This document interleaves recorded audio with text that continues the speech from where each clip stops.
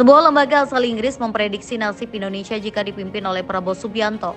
Lembaga asal Inggris yang mengulas tentang nasib Indonesia jika dipimpin oleh Prabowo adalah Chatham House dengan judul artikel Continuity Prabowo Means Change for Indonesia. Opini ini ditulis oleh Direktur Asia Pasifik Ben Bland yang mengawali opininya dengan berkisah tentang apa yang dia rasakan ketika makan malam bersama Prabowo pada tahun 2013 lalu. Dalam pernyataannya tahun itu Prabowo mengatakan akan mengguncang dunia apabila dirinya terpilih jadi orang nomor 1 di Indonesia. Ia kemudian menulis bahwa Prabowo akan mempunyai instingnya sendiri dalam hal memerintah meskipun hanya ada sedikit pembahasan rinci mengenai kebijakan dalam kampanyenya. Misal di bidang ekonomi, Prabowo kemungkinan akan melanjutkan dorongan kontroversial Jokowi untuk membangun ibu kota baru senilai 33 miliar US dollar di hutan Kalimantan. Selain itu, ia juga memiliki keinginan yang sama dengan Presiden Jokowi untuk mengubah Indonesia menjadi negara industri modern dan bukan sekedar eksportir komoditas mentah seperti nikel, bauksit, dan minyak sawit. Namun, seperti Prabowo tidak akan fokus seperti Jokowi dalam menarik investasi dan mengembangkan infrastruktur. Dan masih belum jelas bagaimana Prabowo akan menyeimbangkan rencananya yang berpotensi memakan banyak biaya untuk menjadikan Indonesia mandiri dalam hal pangan dengan posisi fiskal dan moneter negara yang terbatas.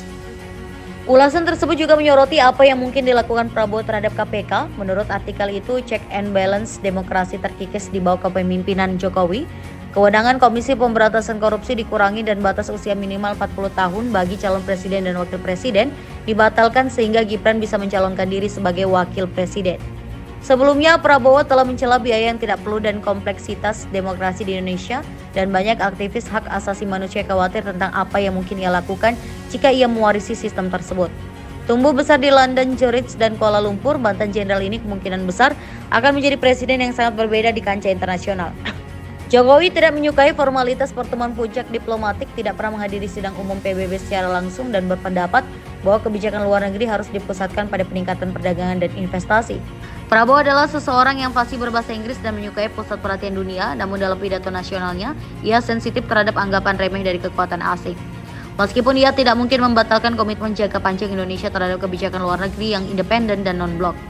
Prabowo akan membawa gayanya sendiri yang antusias namun tidak dapat diprediksi, seperti yang dibuktikan dengan rencana perdamaian untuk Ukraina yang ia ungkapkan secara tergesa-gesa pada konferensi pertahanan beberapa waktu lalu.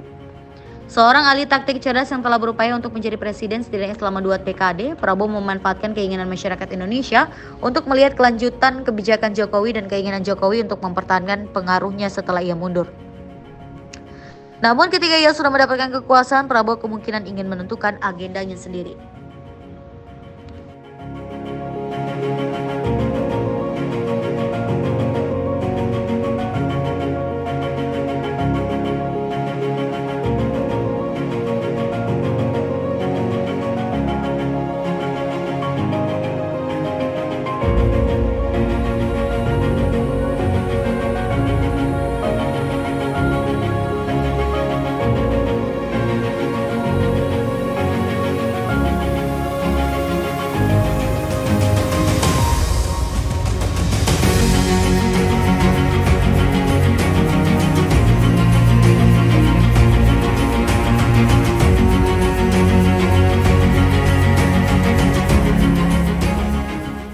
Sebuah lembaga Inggris memprediksi nasib Indonesia jika Prabowo Subianto resmi menjadi presiden. Lembaga bernama Chatham House itu mengunggah artikel pada Kamis 15 Februari 2024. Di dalamnya ada opini ditulis Direktur Asia Pasifik Ben Bland, diawali dengan cerita apa yang ia rasakan ketika makan malam bersama Prabowo pada tahun 2013 lalu. Dalam pernyataannya, tahun itu Prabowo mengatakan akan mengguncang dunia, mencegah Indonesia jadi negara gagal jika terpilih jadi presiden. 11 tahun kemudian dalam quick count, Prabowo kemungkinan besar menang di Pilpres 2024. Prabowo membentuk aliansi tak terduga dengan lawannya dahulu, Jokowi. Ben Bland lalu menulis bahwa Prabowo akan mempunyai instingnya sendiri dalam hal memerintah nantinya. Misal di bidang ekonomi, Prabowo kemungkinan akan melanjutkan kerja Jokowi membangun ibu kota baru senilai 33 miliar dolar di hutan Kalimantan. Prabowo juga memiliki keinginan yang sama dengan Jokowi, mengubah Indonesia jadi negara industri modern dan bukan sekedar eksportir komoditas mentah seperti nikel, bauksit, dan minyak sawit.